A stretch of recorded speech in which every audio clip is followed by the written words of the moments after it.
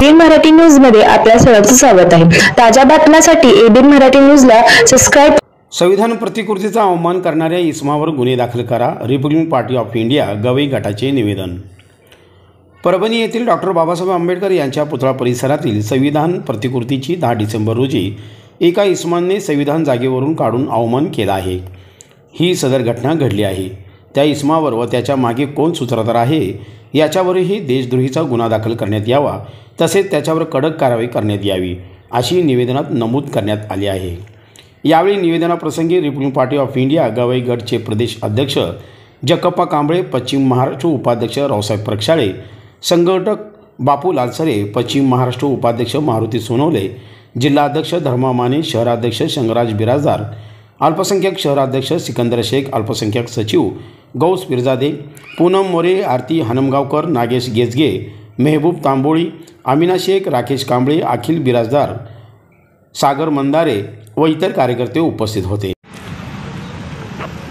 10 डिसेंबर दिवशी जे परभणीमध्ये एका नराधमाने भारतीय संविधानाची जी विटंबना केली ती निंदनीय आहे। आणि त्यानंतर जे उद्भवलेलं हे होतं त्यामध्ये दलित समाजावर कोमिंग ऑपरेशन करून जो नाहक त्रास होत आहे, जे गुन्हे नोंदवले जात आहेत ते गुन्हे त्यांनी परत मागे घ्यावे व दलित समाजाला सहकार्य करावं। आणि ह्या देशाची राज्यघटना संविधानावर चालते, हे संविधानाचं सगळ्यांनी मान ठेवलं पाहिजे आणि भान देखील ठेवलं पाहिजे। अशा नीच प्रवृत्तीच्या लोकांना वेळच्या वेळी शिक्षा झाली असती, धडा शिकवला असतं तर हे इथपर्यंत झालं नसतं। एवढं बोलून मी माझे जय भीम जय भारत। तर सध्या आम्ही जिल्हाधिकारी कार्यालयाला एक निवेदन दिले आहे गवई गटकडून, RPI कडून। तर 10 डिसेंबर रोजी जो एक नराधम होता, जो संविधानाची विटंबना केली त्यांनी, मला तर एक प्रश्न आहे की एवढी मोठी विटंबना करायची हा धाडसच कसं करू शकतो आहे? याच्या मागं सुद्धा कोण सूत्रधार हा सुद्धा प्रशासनानं तपासणं काळाची गरज आहे। आणि अशी महाराष्ट्रामध्ये पुरोगामी विचार महाराष्ट्रामध्ये जर अशी घटना घडत असेल तर हे अतिशय निंदनीय आहे आणि धिक्कार असतो या घटनेचा। आम्ही निषेध करतो आणि अशा जर घटना वारंवार घडल्या तर RPI गवई गट शांत बसणार नाही, रस्त्यावर उतरून अतिशय खतरनाक उग्र पद्धतीचं आंदोलन केलं जाईल, याची प्रशासनाने नोंद घ्यावी। गवई गट जिल्हाधिकारी साहेब यांना एक निवेदन देण्यात आलं। 10 डिसेंबर रोजी परभणी येथे डॉक्टर बाबासाहेब आंबेडकरांचा जो पुतळा होता त्याच्या शेजारी संविधानाची प्रतिकृती होती, ती प्रतिकृतीची तोडफोड करून तिची विटंबना करण्याचं काम एका माथेफिरूने केलं असं शासनाचं म्हणणं आहे। तो माथेफिरू खराच नसून त्याच्या पाठीमागे कोणतर मास्टर माइंड आहे।